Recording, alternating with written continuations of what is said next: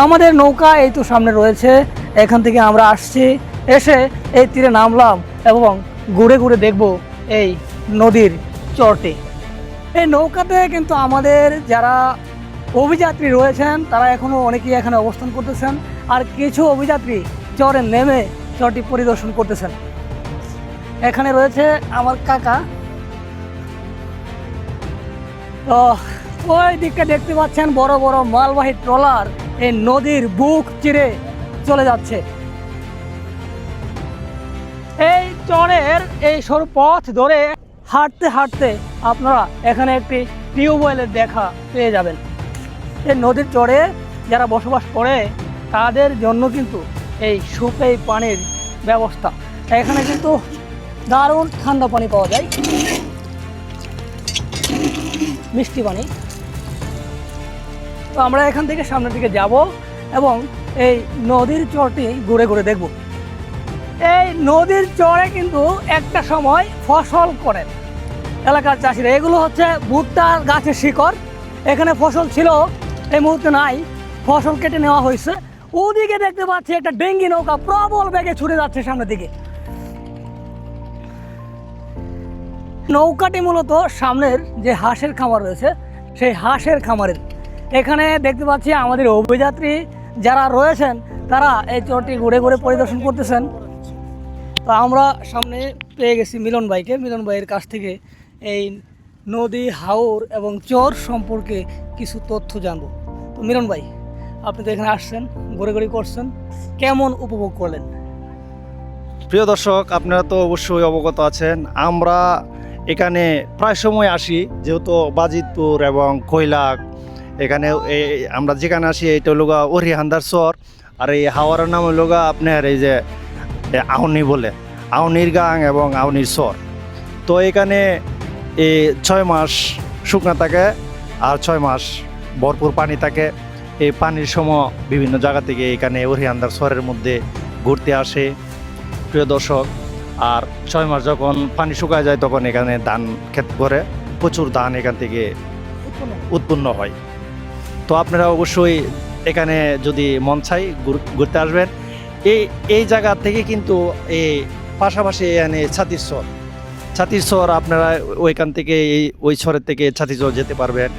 আর এখানে কিছু পরিবার এখানে বসবাস করে, আপনি ইচ্ছা করলে ওদের সাক্ষাৎকার নিতে পারবেন।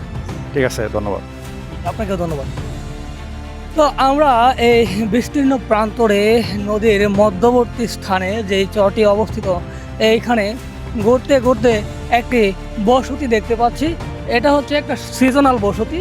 বিশেষ করে এই চরটি ছিল একটি ছায়াঘেরা চর। এখান থেকে যে বড় বড় গাছ রয়েছে এইগুলো কিন্তু কেটে নিয়ে গেছে।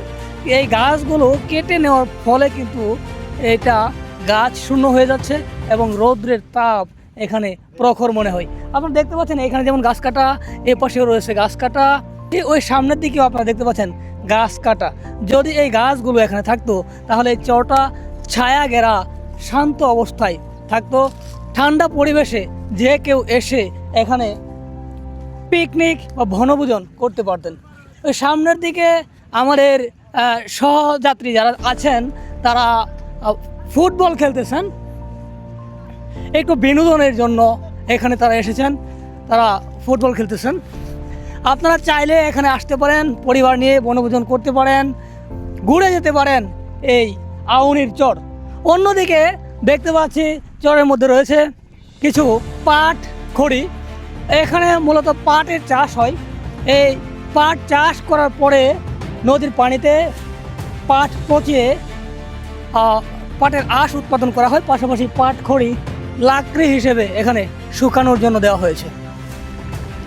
তো আপনারা যদি মনে করেন যে এই বিস্তীর্ণ হাওরের বুকে একটুখানি শুকনো ভূমিতে পা রাখবেন, বনভোজন করবেন, তাহলে কিন্তু এই আউনির চরে আপনারা আসতেই পারেন। এখানে অপর পাশে রয়েছে হাঁসের খামার। কিছু পরিবার বা কিছু ব্যক্তি এখানে থেকে রাত্রি যাপন করেন, গরু চড়ান, হাঁস পালন করেন। এটা হচ্ছে তাদের বাসস্থান। পাশাপাশি তাদের জন্য কিন্তু এখানে টিফিন ক্যারিয়ারে করে ওই তাদের বাড়ি থেকে খাবার পাঠানো হয়েছে।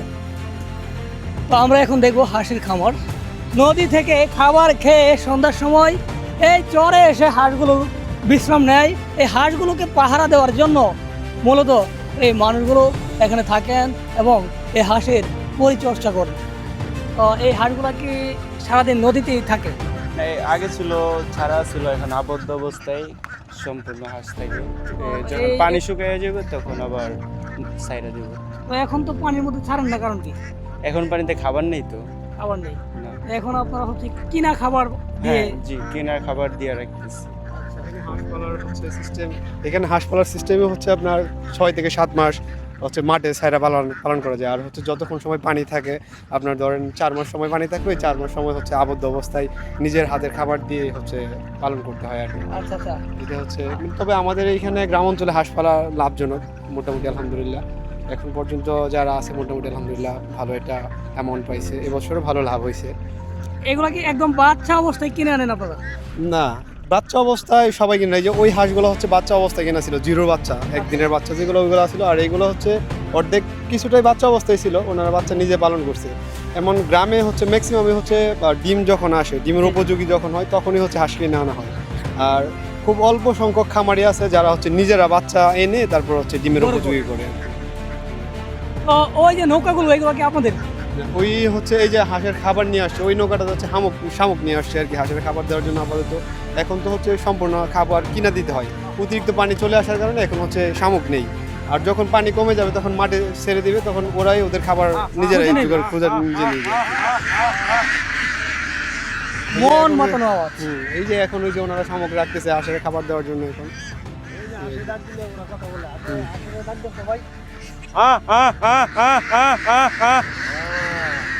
আপনারা দেখতে পাচ্ছেন এখানে যারা হাঁস পালন করেন তাদের ভাষা কিন্তু এই হাঁস বুঝতে পারে। ভাই আরেকবার একটু চেষ্টা করে দেখেন তো। দারুণ ব্যাপার। তো এখানে আমরা আসলাম, হাঁস দেখলাম, প্রাকৃতিক পরিবেশে এখানে হাঁস পালন করা হয়।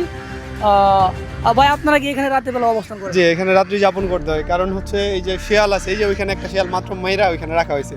অতিরিক্ত শিয়ালের কারণে হচ্ছে হাঁসের মানে ঠিকঠাক রাখা যায় না। এই মানুষ চরের চারপাশে তো পানি, হ্যাঁ, এখানে শিয়াল আসে কিভাবে? এইখানে পূর্বে থেকে এখানে শিয়াল ছিল, কারণ এই জায়গা তো পানি কখনো পানি নিচে যায় না, এই জায়গায় সর্বসময় উপরে থাকে। ঠিক আছে, এখন পানি খুব বেশি অতিরিক্ত পানি হলে তখন হচ্ছে এই জায়গাটা পানি নিচে চলে যাবে। মানে ওই আশেপাশে যত শিয়াল সবগুলো হ্যাঁ, এখানে সব এইখানে আসছে, যেহেতু এই জায়গাটা চর, এই অতিরিক্ত সব জায়গায় পানি তলায় গেছে। এখন বর্তমানে এই জায়গাটা চর আছে, এই জন্য সব আশেপাশে শিয়াল ইঁদুর যারা আছে সবাই এইখানে বাসা বাঁধছে। আচ্ছা আচ্ছা। আর তাদের পাশাপাশি আপনারা এখানে বাস হ্যাঁ, আমাদেরও এখানে থাকতে হয় এদেরকে সেফটির জন্য। এই যে আশের ঘর, এইটা এই রাতে এই দুইটা ঘরের মধ্যে থাকে এগুলো। তো আচ্ছা, এই চরে আমরা দেখতে পাচ্ছি যে গাছগুলো আছে, বড় বড় গাছ, এগুলো কেটে ফেলা হয়েছে। তো এগুলো কারা কাটছে?